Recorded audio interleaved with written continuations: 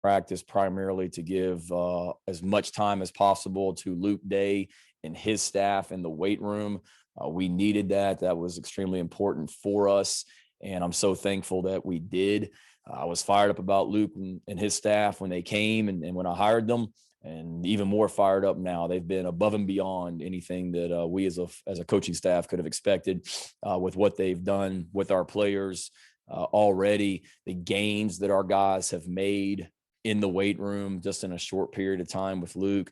It's been really, really impressive to see how their testing numbers have improved, and whether it be the bench press or squats or broad jumps, vertical jumps, all that stuff. Our guys are getting better. They're getting stronger. They're getting faster. They're getting more explosive. And that's a testament to our players and the way that they've worked. And also a testament to Luke and his staff and what they've done down there in the weight room. We're a different looking football team than what we were in December when I got hired, and really fired up about where we are now, as well as where we're going. It'll be great to get out on the field. We've had a chance to do that a little bit with some of the competitive things we've been doing in the evenings, as many of you have seen on social media the last 4 or 5 weeks. That's been great, getting out there and being able to do those a couple nights a week. Along with those, we've been doing what the NCAA allows with walkthroughs, very limited in what you can do from a football standpoint, but being able to get out there and at least introduce offensive, defensive, and special team schemes has been beneficial. Being able to meet with our guys within rules here over the last month or so. We're farther ahead of the game than we would normally be in normal years.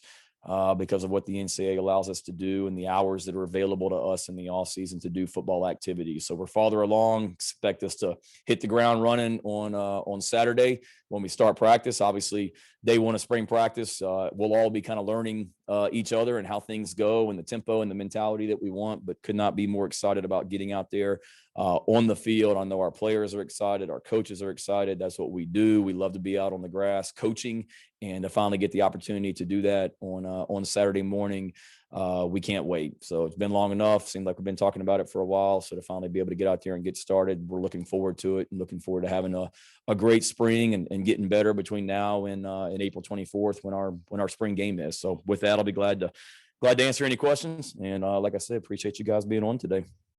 First question goes to David Cloninger. Hey, Shane, good to see you again. Thanks for doing this. You mentioned several times since December that South Carolina is your dream job. Why do you feel that way? What makes this your dream job? Oh, there's a lot. Personal, just my ties to this state, being born in Charleston, 2 of our children being born here in Columbia. My wife and I got married in Starkville, Mississippi, and after less than a year of marriage, we moved to Columbia. So this is really kind of the first place we lived as a married couple in our minds. I had a fantastic time here before and absolutely love this state. Vacation in this state every summer, the beaches, the mountains, you can go on and on and on. The city of Columbia is fantastic. So personal reasons for sure. And then just professional. To me, you have every resource here that you need to win championships. And that's what we're going to do. It's a great recruiting base. It's an unbelievable fan base. It's an elite academic institution. It's a fantastic place to live and go to school. We've got as good a football facility as anywhere in the country that our players and staff work in and out of each and every day. The Williams-Brice Stadium and what it's like every single Saturday. I mean, I've said it before and it's the truth. Like, tell me what we're missing because I haven't found it yet. And that's why, because you can win here and you can be really, really happy here from a personal standpoint and win a lot of football games in the process. Pete Acabelli. Hey, Shane, in these 2.5 months since you've been here full time, what have you learned about this team and some of these players? One, there's great people in this program. We got a really good group of guys on this football team, guys that were already here and guys that we've added to the program since I was hired when I took over in December. And I've learned that we've got people here in this building that are some of the best in the country at what they do. Not just not just the coaches, but, the hires we've made, people we've kept. Connor Shaw, Derek Moore, Kristen Coggin in nutrition is as good as it gets anywhere in the country. Fantastic at her role. Luke in the weight room, Clint Haggard in the training room, Larry Waters in the equipment room, George Wynn and Kim Fields in football operations, and Jessica Jackson and Justin King and Taylor Edwards in recruiting. I mean, I can go on and on and on. I'm sure I just left somebody out, so I apologize. But it's just a fantastic group of people in this building. And then we got a great group of guys on this team that are hungry and are motivated to have success and to have it soon. They've done everything that we've asked them to do since we started out in January with our off-season program. There have been some bumps along the way and things that happen that you deal with as a family, and we have. But the way that they're working right now, that's what I've learned is we've got a strong work ethic here and a strong desire to be successful. Let's go to Mike Gillespie. Hey, Shane, thanks so much for doing this. What are the things that you're looking for, first day you're getting on the field Saturday from your guys? What do you want to accomplish on day one? Yeah, day one's always tough because it's new. It's especially new this year. We're not in pads. There's only so much you can do when you're out there in helmets. So it's knocking the rust off for one. Conditioning wise, it'll be different. We'll be out there for a little over 2 hours on Saturday, and we haven't necessarily trained for 2.5 hours since we started in January. We've had sessions in the weight room, but that's different. As intense as that is, that's different than going out on the field for a 2+ hour practice. So just the mentality and the mindset that we want to have in practice, the competitive spirit. We're looking to see our guys compete. We're looking, to see how our guys, or not to see how, but to make sure our guys are flying around and playing fast when they're out there and being able to get lined up, execute what we have called these first initial days. And then as we get into full pads, being able to, really evaluate where we are from a football standpoint. But, if we can walk out of there on Saturday and say that, that was a fast, efficient, crisp practice where guys were where they were supposed to be and finishing plays and competing, I'll be happy. Greg Hadley from the state. Hey, Shane, I was just curious, are there any guys that are going to be limited or out this spring? Yeah, we'll have a few that, we're still working through. We're going to meet as a staff as soon as I get done with you guys, for sure. But we certainly have some guys, here or there that maybe got banged up here in the last few weeks with some of our walkthroughs and drills, competitive drills we've been doing at night. Some guys that are obviously recovering from some surgeries and things like that, or injuries from this past season. So no, we won't be full speed at every single position. We've got a handful of guys that'll be limited, and we got a handful of guys that, we hope to get back before the end of spring, but we may not. But we're going to sit down with Clint Haggard here as soon as we finish this meeting and have a better idea about guys. Obviously, you guys are well aware of, guys like Marshawn Lloyd coming off surgery and things like that. So we got to get those guys healthy and they're moving right along and on track, and optimistic to get as many guys out there for the first spring practice at some point as we can. Joe Machica from Daily Gamecock. Coach, you've been bringing a lot of guys back. You had Connie in the building these last couple of weeks. Can you describe what kind of culture that's setting for your team and just the morale of the program going forward? Yeah, when the former players come back around, you mean? Yep. Just those guys paved the way, and to be able to have a guy like an Alshon Jeffrey or a Melvin Ingram or Patrick DeMarco, whoever, guys that have come back through the building. Steve Taneyhill, has been around, and obviously we got COVID protocols and all that we have to follow, but just being able to have guys that have been here before and can talk about this place and how it was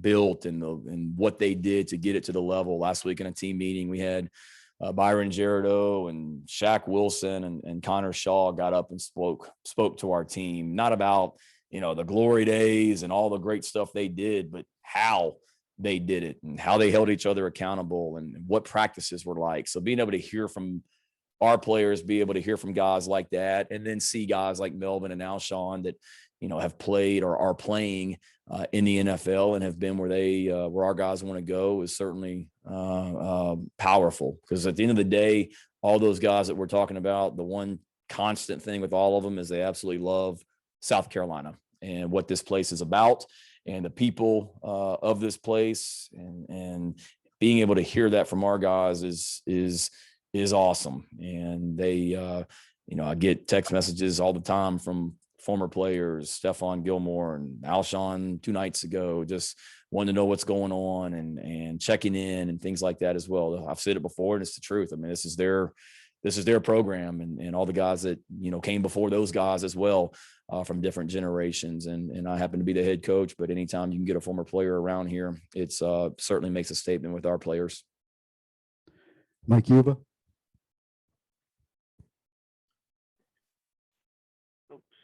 Hey, Shane. I know there's a lot going on in terms of getting ready for spring football, and there'll be probably another time to reflect. But 100 days in on the job, I mean, what would you kind of just assess in terms of just what you've learned in terms of your first head coaching opportunity, and kind of just going back through these last couple months, just trying to get ready for this opportunity this weekend?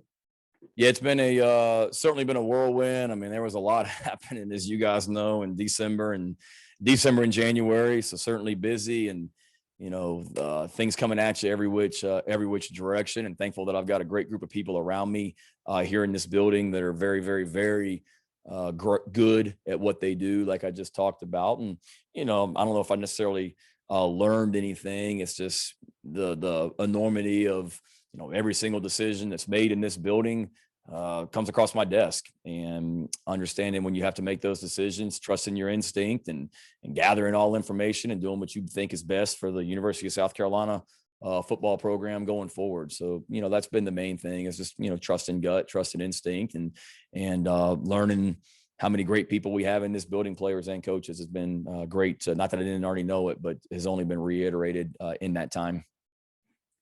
Colin Taylor.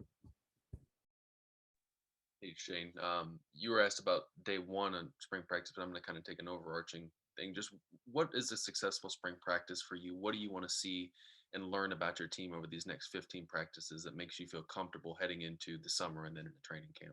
Yeah, I mean, ideally, we'd love to stay healthy, obviously, throughout the spring. That's a given at all positions as well. But I think the biggest thing is just, one, from an overall standpoint, just understanding and learning the mentality and the temperament and the physicality that we want to practice with and play with every single time, we take the field. I would hope that when teams watch, or when fans and other teams watch us play in the fall, that they sit there and watch South Carolina play and say to themselves, my God, I've never seen a team play that hard. And being able to instill that mentality in our guys, not that they don't already have it, but making sure they understand how we want to play at all times, is one obviously thing we need to come out of spring practice with as something we get done for sure. We've got to develop depth.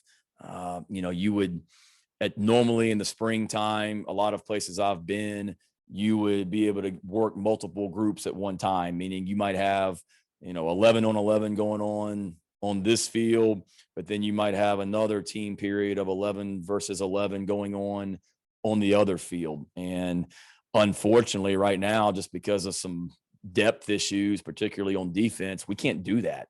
So all of our, team periods and 7-on-7 periods are going to be in one spot, one place on the field, and it's okay. You wish you were able to maximize the amount of reps. We just don't have the bodies right now to do that at all positions. So we've got to figure out what these guys can do, but then also develop depth at all positions, whether you're limited from a number standpoint or not. We've got to develop depth and figure out who those guys are that we can count on going forward, and who we can count on in the spring, or in the fall as well. So that's the main thing, depth, and the way that we want to practice and play is the biggest thing. And then just figuring out, like I said, like what we do well. And I've talked about it before, but I hired 3 coordinators that are very multiple and flexible in their systems. And we want to situate the the strengths of our offense, defense, and special teams. So being able to determine that during spring practice and figuring out what we're going to look at or look like in all three phases going forward in the fall. Rick Henry. Hey, Shane, good seeing you again. I can only imagine that your level of anticipation and excitement just keeps getting higher and higher as you look ahead to that first spring practice as Carolina's head coach. And you mentioned the list of things you want to get accomplished on the first day and during spring practice. But is there something you've been thinking about that you're telling yourself, man, I don't want to do that, either on the first day of spring practice or throughout, maybe something you've seen another coach do or something you've done in the past? And when it's all said and done, you said, man, I can't believe I did that. Good question. No, man, I just hope we can get out there at the right time and everybody be where they're supposed to be. I mean, it's the main thing. And I've spent a lot of time on that. That's been one thing that, as the assistant coach, you go into a staff meeting, the head coach is like, all right, here's what practice is, and here's what we're doing, and go. And you just kind of went off that. But now as the head coach, I mean, you're planning everything.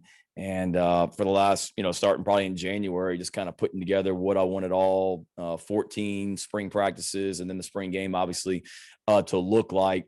I mean, it's very detailed, as it should be, as far as what we're doing and when and where on the field that we're doing it. And that's probably the biggest thing is as I put together, like, all right, the offensive line versus defensive line are going to be working in this specific area of the field during this period. And then realizing, oh, shoot, I screwed something up. I really should have put them over there because they're going over here next and things like that as well. So that's probably the main thing. But we got a lot of smart people in this building that can make things right. And the biggest thing is just the excitement of getting out there and wanting a practice to look like you want it to look like, just, wanting to do everything in your power to make sure that happens. Lou Bijak. Shane, you mentioned about the former players being around and that. Any chance any more come on staff in some sort of role? I know DeMarco, when he retired, kind of expressed some interest. Any other guys that might come on with the program? Very sneaky how you got that one in and the way you phrased it as well. I like that. I hope so. I mean, anytime you can add a former player to this staff, I'd love to be able to do that, for sure. And there's a lot of qualified guys out there. Patrick DeMarco being one of them that, certainly someone that loves Carolina and loves Carolina football as well, that I have a lot of respect for. So anytime there's we have news about a staff member or new addition or to the staff, we'll certainly let you guys know. But right now we don't, have anything to say, but we'll see where we are going forward. Josh Kendall.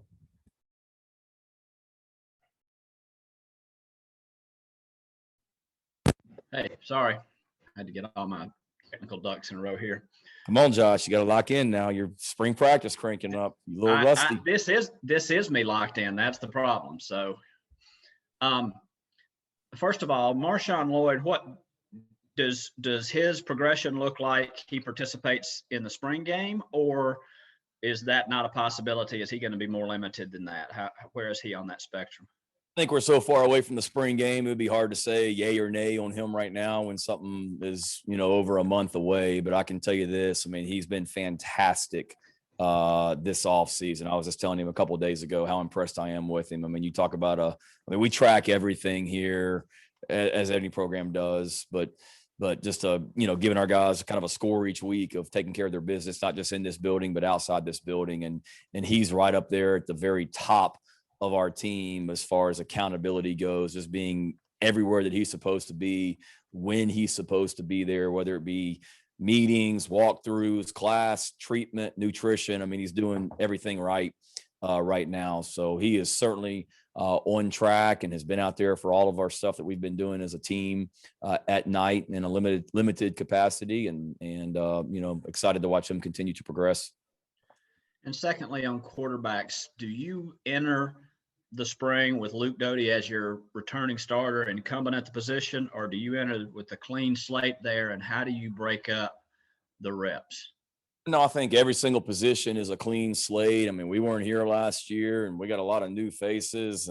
And I'll be honest with you. I mean, I've spent like zero time talking with our staff about, okay, this guy's the returning starter at this position. I mean, it's wide open for everybody. One of the core values of this program is competition, and we're going to be about competition every single day. So the fact that Luke Doty is the only quarterback that we have in the building that has started a game at Carolina, and there's 4 in that room with Jason Colton and Connor, and 2 of those guys just got here in January.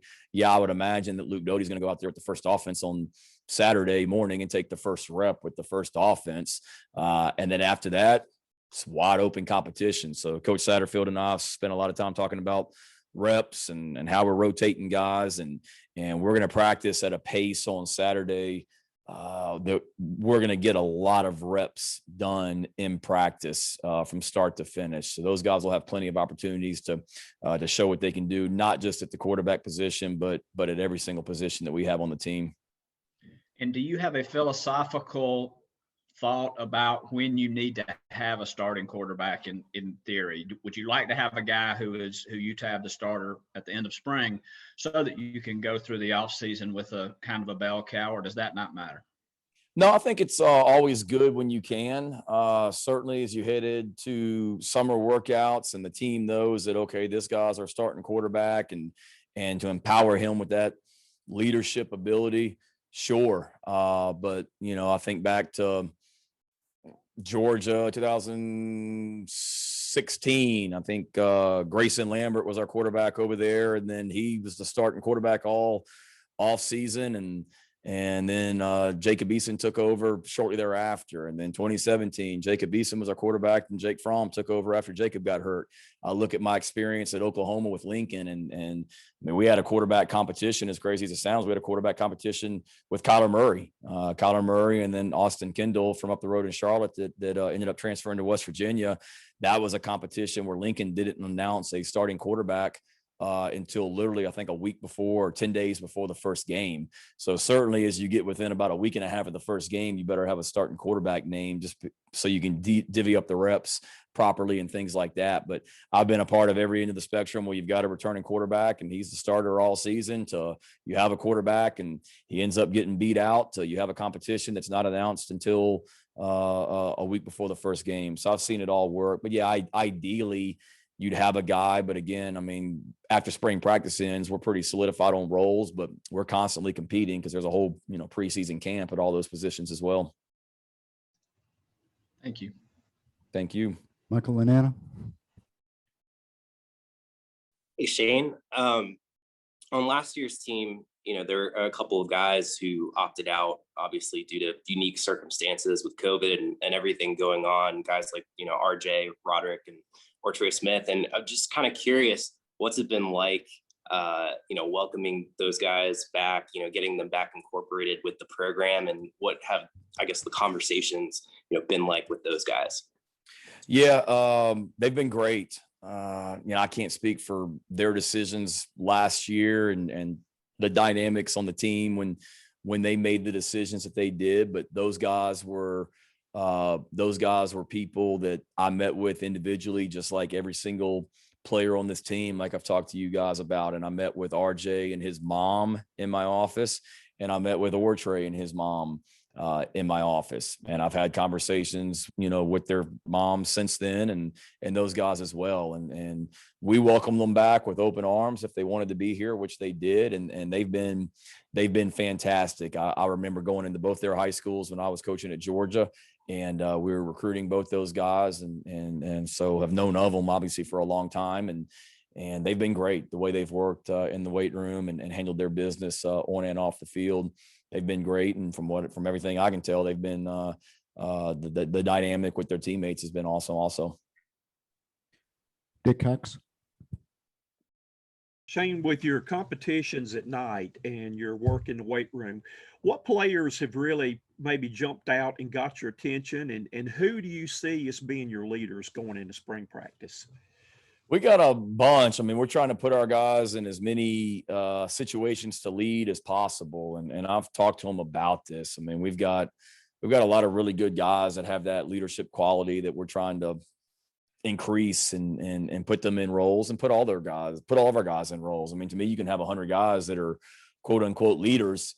If they're doing the right thing on and off the field, they're affecting somebody in a positive way, which I think we have a lot of guys doing that. And then your best leaders, vocal, not vocal, that type thing. I mean, those guys will separate themselves over time for sure. So I think there's a lot of guys that are certainly trying to do that. And I would say this, I mean, they've during those competitive things that we've done each evening, it's been fun to see a lot of guys, the way they compete. And we put these guys in a lot of different competitions with a lot of different, against a lot of different type people as well. And I think a lot of those guys have stepped up. I mean, I'm not going to, name names, but there's a bunch of older guys that have me fired up. And there's a lot of younger guys that have me fired up as well. And it's been impressive just to see the consistency of some guys night after night after night after night. They just constantly, stay up there at the top in our rankings as we do it based on their win-loss record in those competitions. Gene Sapico. Shane, what is the key to player development, and how good do you think your staff is going to be at player development? We better be really good.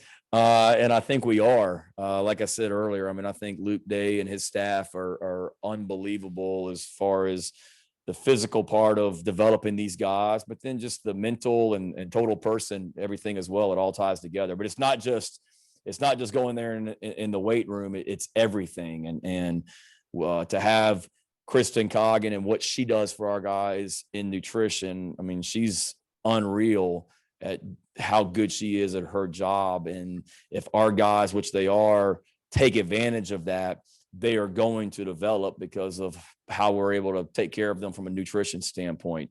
Derek Moore and Connor Shaw with what those guys do from a character development, because that affects what you're doing on the field as well. Clint Haggard in the training room and the way that we keep these guys healthy and develop them in the training room as well. It's all of us and then the coaches on the field. But we've got to be a program that develops these guys. I mean, even when I was here before, I mean, I just think about a guy like a Devin Taylor, for example, from down in Beaufort, down in the Low Country where you are, and the way that Devin came here and just developed. I mean, he had a lot of freakish athleticism, but he wasn't highly recruited. I think South Carolina and Virginia Tech were his two biggest offers, and we were able to get him in here, and he worked really hard, and we developed him where he came out bigger and faster and stronger and had a great career in the NFL. And there's a lot of stories. You mentioned Pat DeMarco. Pat DeMarco is a guy that was hardly recruited at all and signed, and probably a lot of people were like, who? When South Carolina signed him, and he goes on to have a two Pro Bowl, two Pro Bowls, goes to a Super Bowl, and has a 10, 11 year NFL career. So we've done a great job in the past developing guys, and really confident in the group of people I have with me here now to continue that. Phil Cornbrook. Hey, Shane, from what you've seen of the guys that you recruited out of the transfer portal, do you think you hit a home run on that group? What have you judged from those guys going into spring practice? I hope so. I mean, I really, like their work ethic and the way that they've attacked things and how grateful they are to be here. That's been great to see. But I think so. I mean, it's hard to tell, Phil, just in the weight room and the drills and walkthroughs that we do outside. Everything that we've seen in that, certainly they've shown some things that really have you excited to watch them continue to progress. But until we get out there and start practicing, particularly when the pads come on, it's hard to say. But there's no one that we've looked at and said, I'm not sure we made the right decision taking that guy. That hasn't happened one time. And those guys, like I said, are really, really fired up and grateful to be here. And that's what I'm excited to see also.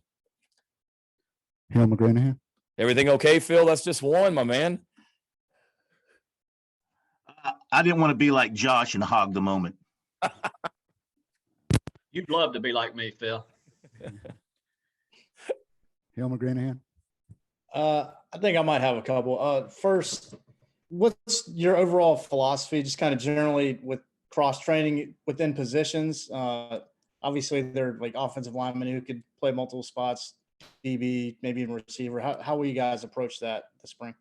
Yeah, no, the more you can do, the better. We talk about it on special teams as well, that, you may be the left guard on the punt team. You better know how to be the left tackle and the right guard on the punt team as well, because the more you can do and the more dependable you are, the better. And that's no different than any other position as well. So we got to make sure we do a good job of not moving guys around and asking a defensive back to play 5 different spots on the defense or whatnot. They've got to get really good at their position, but certainly we've got to have the flexibility to put people in different places, whether it be the offensive personnel and where our guys are lining up based on their skill set, or the offensive line, like you mentioned, guys being able to swing and play different spots. At the end of the day, we want to get our best players on the field, and a lot of that is going to have to be because of the flexibility they have to move around.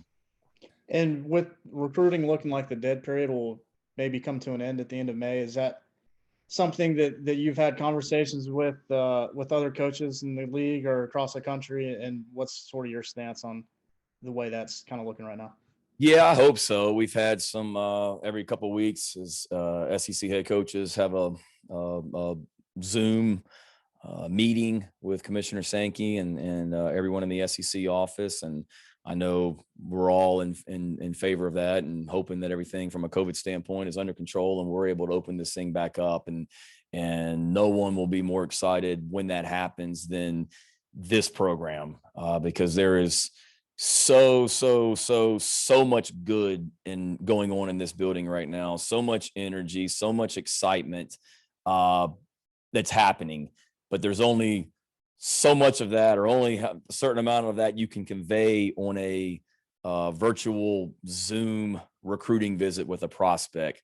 We can't wait to get these guys, one, into this magnificent facility that's going to blow them away as soon as they walk into this thing, but 2, just to meet this staff and see what's new about South Carolina football and feel the energy in this building. So if they open this thing up on June 1st, we will be sitting here waiting, ready to open everyone up with welcome everyone with open arms the minute that opens. But yeah, all my conversations with other coaches, from guys in the SEC to Lincoln Riley at Oklahoma, we're all full speed ahead if we're allowed to. And we as a program have been making, plans as if it is going to be open in June, and we're going to be able to have camps and official visits and unofficial visits and everything else. And then at the end, if they tell us, no, you're not able to, then we'll adjust. But right now we're full speed ahead and planning on that happening. And within your team for these next several weeks or so, what are the protocols and procedures y'all are dealing with, from testing and dealing with COVID and vaccines, just kind of running the gamut with all that stuff right now? Right now, I mean, we're still testing regularly and following the lead of our medical professionals, and we tested this morning as well, and trying to be very careful and cautious and smart and doing everything and not get lax. I know there's some other programs across the country, whether it be basketball teams that are dealing with it, or I think I read about a football team that had to pause activities here this week because of it. And we certainly don't want to be in that position. So we're being smart and continuing down the protocols that we've had before. And when we're allowed to get everyone the vaccine and all that stuff, when they tell us we're able to, we're ready and willing. That it, Hill? Good. Yeah, thank you. All right. Eric Boynton.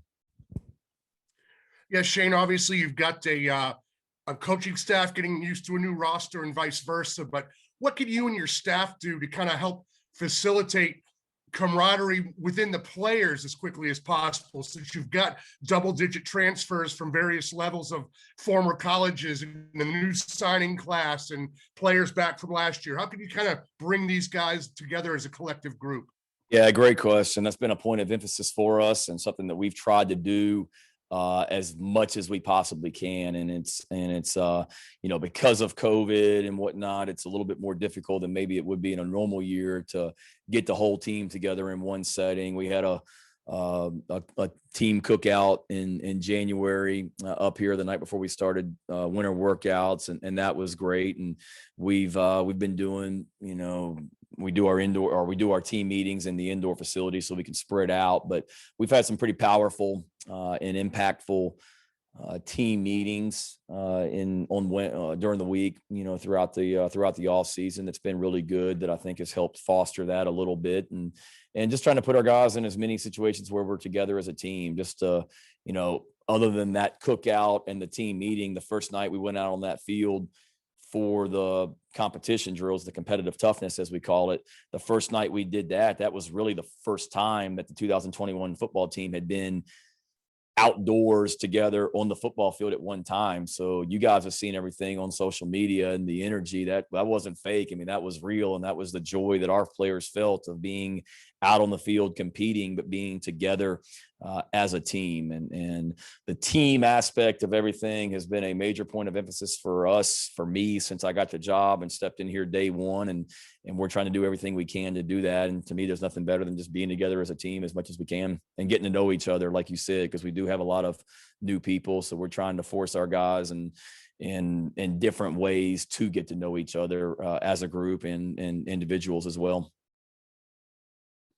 John Little. Couple things on the wide receiver position. It wasn't a very productive group last year. What have you seen up to this point that makes you think that they can be a little bit more productive? And how much is it with those guys in spring practice in terms of building their confidence and helping them mentally versus just doing things right physically as well? Yeah, I mean, certainly you got to have confidence to go out there and play. So we want to, from a schematic standpoint, put those guys in positions where they know what they're doing and they can go just play fast and not have to think. So that's any position. But I'm excited about the wide receiver group. There's a lot of number one, they got the best wide receivers coach in the country coaching them, which I'm excited about. And then Justin Stepp. And then two, it's a hungry group. I mean, I remember coming out here in December and watching the one bowl practice that we had before the decision was made not to play in the game. And just remember thinking that that's a really good group of receivers as far as how the size. And we got guys with size, we got guys with strength, length, guys that can run. And again, it's a fresh start for them, just like everybody. But that's going to be a competitive group, because that is, when you look at just total number of players at the position, that's a group that's pretty deep for us compared to other positions on the team. So that's a lot of guys that are going to be competing to figure out, who are our best players. And those guys are competing with the tight ends, for example, to, let's see what tight ends step up. And are we going to be a team that plays with 0 tight ends on the field, or are we a team that plays with 3 tight ends on the field? And we got a system offensively that will allow us to do that, to get our best players on the field regardless of position. But it's going to be an exciting competition in a lot of spots, wide receiver especially. Jen Del Bianco. Hey, Shane, how have the medical professionals that the program work with kind of educated you as a staff and players about the vaccine when it does become available? And do you sense any hesitation among, staff members or players about getting it when it is available to them? I don't think so. I'm scared to death of needles and shots and all that. So if anybody has any apprehension, it's probably me. But no, Clint Haggard and our medical professionals have been great. They're a lot smarter than I am. So Clint has done a great job of alleviating any concerns and answering questions. Because when he and I have talked about it individually, I've had questions, which if I have questions, I know our coaches and players do. So we've given him opportunities to speak to our entire team. We've given him opportunities to speak to our entire coaching staff, and that will continue as well from that standpoint. Pete Acabelli. Hey, Shane, I just wanted to follow up on something you said super early about you playing with Coach Anderson and the women's golf team. Can you hang with them out there? Is this another golf crazy coaching tenure like we had with Coach Spurrier when he was here? I don't know if we'll be that crazy. That was 4 days a week this time of year. So as a first-time head coach, I have enough trouble right now getting enough done working from early in the morning till late in the evening. I'm fitting in 4 hours of golf would be tough. But no, I certainly love to play and really enjoyed being out there and watching them that day. We had 2 foursomes, and our women's team teed off first. And after seeing the 4 of them hit their tee shots, we made sure that they got well ahead of us before we teed off, and certainly didn't want to bring them down by any stretch of the imagination. I asked Kaylin to kind of check my swing out a couple times, and I think she was worried about watching me maybe rubbing off on her team, so I couldn't get her to stay around and watch me play anymore, because we certainly didn't want to bring them down. But love watching them. They're fantastically talented and a great group of ladies as well. Shane, I want to ask one more thing. What's the craziest golf time you had with Coach Spurrier? Oh man. I think I told the story before, but the first time I played with him, where I had played pretty good the time before. That was my first time here as a member of the staff. And one of the other assistant coaches had told Coach Spurrier that I was a pretty good golfer because I played pretty good that day. And then then Coach Spurrier was like, really? Okay, well, Shane, next time we play, or he used to call me Beamer, next time we play, you're going to play in my group. So it's my boss. It's my first time playing with him. I'm really nervous. We actually played it down the road at Sage Valley. So I'm going to a place like Sage Valley, beautiful, fantastic, already nervous. I'm playing with my head coach, playing with my boss, and I didn't play well. So by the time we got to, I guess it would have been the second hole, I think it's the par 3. By the time I hit my tee ball on the par 3, he had already kicked me out of his group and sent me back to the group behind him, as he called the F troop, as he called it. So Beamer, you going back there and play with the F troop, and the rest of us will keep playing up here. So that was probably the craziest. It got better from there, where we certainly had some good competitions and enjoyed our time together on the golf course for sure. But he's a fierce competitor on the football field and on the golf course also. John Whittle. You mentioned competition is one of y'all's core values. Do you have a list of those? What are the other core values of your program?